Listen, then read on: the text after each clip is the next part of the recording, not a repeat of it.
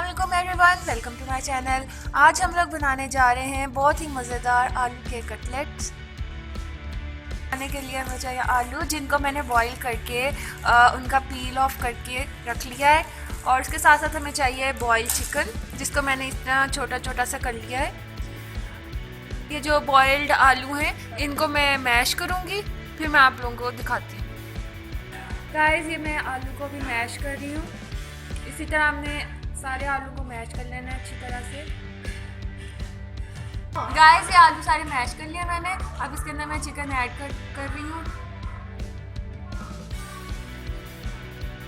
اب ہم اس کے اندر ڈالنے لگے ہیں نمک،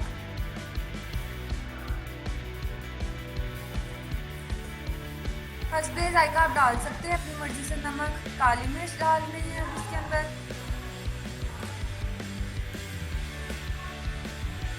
اب اس میں ڈالنے لگے ہیں 1 چمچ سرکہ، ونیگر، وائٹ ونیگر آپ یوز کر سکتے ہیں۔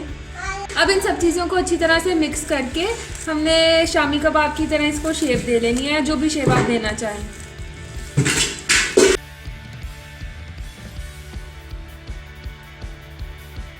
دیکھیے میں نے اس طرح سے کٹلیٹس کی شیپ دے دی ہے شامی کباب کی طرح۔ ان کو کچھ کلرفل کرنے کے لیے میں نے ان میں تھوڑا سا ہرا دھنیا ایڈ کر دیا ہے بس، تاکہ تھوڑے سے یہ کلرفل لگے۔ اس کے ساتھ ساتھ میں نے بریڈ کرمز لیے ہیں۔ اب ان کٹلیٹس کو بریڈ کرمز کی کوٹنگ کر کے پھر ہم فرائی کریں گے، وہ میں آپ کو بھی دکھاتی ہوں ساتھ ساتھ۔ ہم جو کٹلیٹس ہیں بریڈ کرمز اور ایگ میں کوٹ کر کے فرائی کریں گے۔ دیکھیے کٹلیٹس فرائی کیے میں نے، اس کے بعد ان کی لک ہے لائٹ سا گولڈن براؤن، ان کو کلر دیا ہے۔ آپ اس کو کیچپ کے ساتھ سرو کر سکتے ہیں، چلی گارلک ساس کے ساتھ کر سکتے ہیں۔